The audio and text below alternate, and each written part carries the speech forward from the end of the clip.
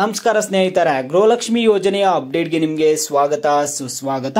ನೋಡಿ, ಇಲ್ಲಿ ಗೃಹಲಕ್ಷ್ಮಿಯರಿಗೆ ಒಂದು ಬಿಗ್ ಶಾಕಿಂಗ್ ಸುದ್ದಿ ಆದ್ರೆ ಬಂದಿದೆ. ಇದು ಮಹಿಳಾ ಮತ್ತು ಮಕ್ಕಳ ಕಲ್ಯಾಣ ಇಲಾಖೆಯಿಂದಾನೇ ಒಂದು ಶಾಕಿಂಗ್ ಸುದ್ದಿ ಬಂದಿದೆ. ನಿಮಗೆ ಗೃಹಲಕ್ಷ್ಮಿ ಯೋಜನೆಯ 11ನೇ ಕಂತಿನ ಹಣ ಆದ್ರೆ ಬರಲ್ಲ. ಯಾವ ಒಂದು ಫಲಾನುಭವಿಗಳಿಗೆ ಇಲ್ಲಿ ಗೃಹಲಕ್ಷ್ಮಿ ಯೋಜನೆಯ 11ನೇ ಕಂತಿನ ಹಣ ಬರಲ್ಲ. ಈ ಒಂದು ಲಿಸ್ಟ್ ಅಲ್ಲಿ ನಿಮ್ಮ ಹೆಸರು ಕೂಡ ಇದೆಯಾ, ನಿಮ್ಮ ನೇಮು ಇದೆಯಾ, ನಿಮಗೂ ಬರಲ್ವಾ 11ನೇ ಕಂತಿನ ಹಣ ಏನು ಅನ್ನುವಂತಹ ಒಂದು ಕ್ಲಾರಿಟಿ ಆದ್ರೆ ಈ ವಿಡಿಯೋದಲ್ಲಿ ಕೊಡ್ತೀನಿ. ಇದು ಯಾರಿಗೆ ಹಣ ಸಿಗುತ್ತೆ ಇನ್ ಮುಂದೆ, ಯಾರಿಗೆ ಹಣ ಸಿಗಲ್ಲ ಅನ್ನುವಂತ ತಿಳಿಸ್ಕೊಡ್ತೀನಿ. ಎಲ್ಲರೂ ವಿಡಿಯೋ ಕೊನೆವರೆಗೂ ನೋಡಕ್ ಟ್ರೈ ಮಾಡಿ. ಅದಕ್ಕೆ ಮುಂಚೆ ಯಾರು ಚಾನಲ್ ಇನ್ನೂ ಸಬ್ಸ್ಕ್ರೈಬ್ ಮಾಡ್ಕೊಂಡಿಲ್ಲ, ಈಗಲೇ ಚಾನಲ್ ಅನ್ನ ಪಟ್ ಅಂತ ಸಬ್ಸ್ಕ್ರೈಬ್ ಮಾಡ್ಕೊಳ್ಳಿ. ಮತ್ತೆ ವಿಡಿಯೋಗೆ ಒಂದು ಲೈಕ್ ಆದ್ರೆ ಕೊಡಿ. ನೀವು ಕೂಡ ಸಬ್ಸ್ಕ್ರೈಬ್ ಲೈಕ್ ಇಂದ ನಿಮ್ಗೆ ಇದೇ ರೀತಿ ಕಂಟಿನ್ಯೂಸ್ ಅಪ್ಡೇಟ್ಸ್ ಆದ್ರೆ ಸಿಗ್ತಿರುತ್ತೆ. ಈಗಾಗಲೇ ಯಾರು ಸಬ್ಸ್ಕ್ರೈಬ್ ಲೈಕ್ ಮಾಡಿ ವಿಡಿಯೋ ನೋಡ್ತಿದ್ರು ಎಲ್ಲರಿಗೂ ನನ್ನ ಒಂದು ಹೃದಯ ಪೂರ್ವಕ ಧನ್ಯವಾದಗಳು. ನೋಡಿ, ಈಗ ನಾನು ಡೈರೆಕ್ಟ್ ಆಗಿ ಟಾಪಿಕ್ ಗೆ ಬರ್ತೀನಿ. ಗೃಹಲಕ್ಷ್ಮಿ ಯೋಜನೆಯ 11ನೇ ಕಂತಿನ ಹಣ ಆದ್ರೆ ಇನ್ನೂ ಜಮಾ ಆಗಿಲ್ಲ. ಇವತ್ತು ದಿನಾಂಕ ಬಂದು 27.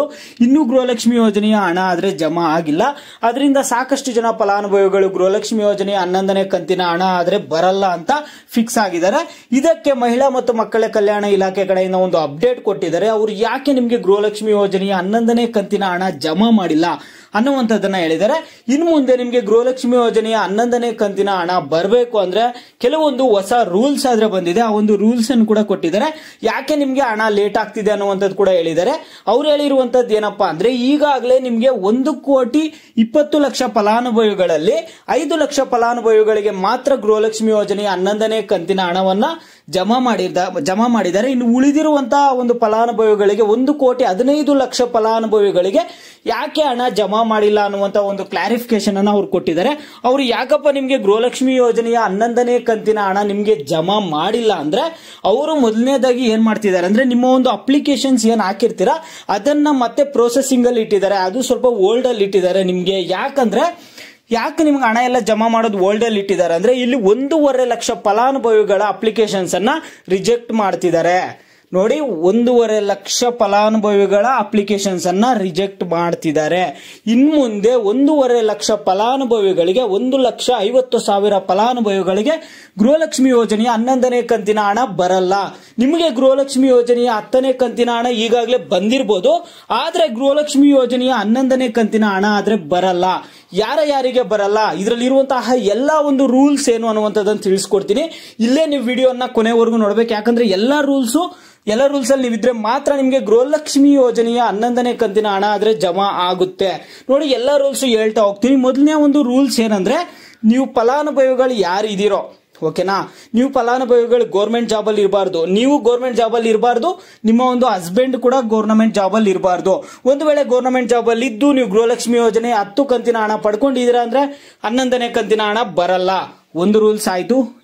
ಎರಡನೇ ಒಂದು ರೂಲ್ಸ್ ಏನಂದ್ರೆ, ಮತ್ತೆ ನೀವು GST ಮತ್ತು ಟ್ಯಾಕ್ಸ್ ಏನಾದ್ರೂ ನೀವು ಕೂಡ ಕಟ್ತಿದ್ದೀರಾ ಅಂದ್ರೆ, GST ಅಥವಾ ಟ್ಯಾಕ್ಸ್ ಅನ್ನ ಕಟ್ತಿದ್ರೆ ನಿಮಗೂ ಕೂಡ ಗೃಹಲಕ್ಷ್ಮಿ ಯೋಜನೆಯ 11ನೇ ಕಂತಿನ ಹಣ ಬರಲ್ಲ.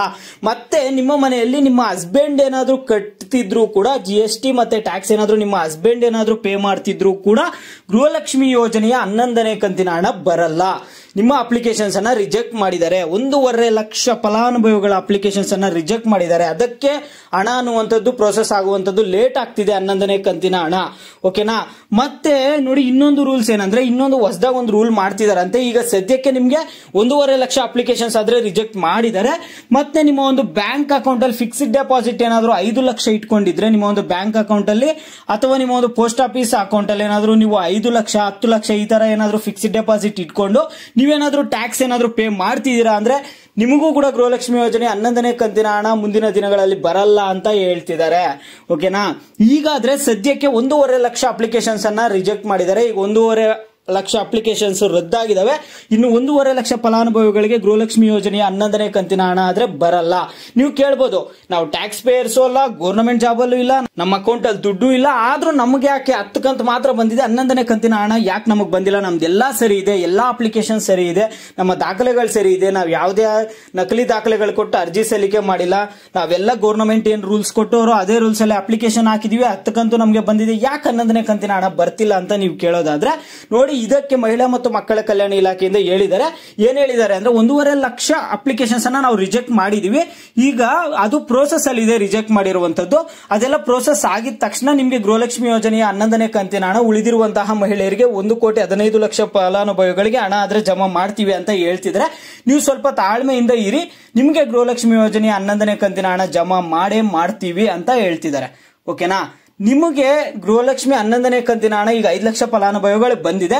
ನಿಮಗೂ ಬಂದಿದ್ಯಾ ಬಂದಿಲ್ಲ ಅನ್ನೋದನ್ನ ಪ್ರತಿಯೊಬ್ರು ವಿಡಿಯೋಗೆ ಲೈಕ್ ಮಾಡ್ಬಿಟ್ಟು ಕಾಮೆಂಟ್ ಮುಖಾಂತರ ತಿಳಿಸಿ. ನಿಮ್ಗೆ ಹಣ ಬಂದಿದ್ಯಾ ಬಂದಿಲ್ಲ, ಇಷ್ಟೇ ಬಂದಿದ್ಯಾ ಬಂದಿಲ್ಲ ಅನ್ನೋದನ್ನ ಪ್ರತಿಯೊಬ್ರು ವಿಡಿಯೋಗೆ ಲೈಕ್ ಮಾಡ್ಬಿಟ್ಟು ಕಾಮೆಂಟ್ ಮುಖಾಂತರ ತಿಳಿಸಿ.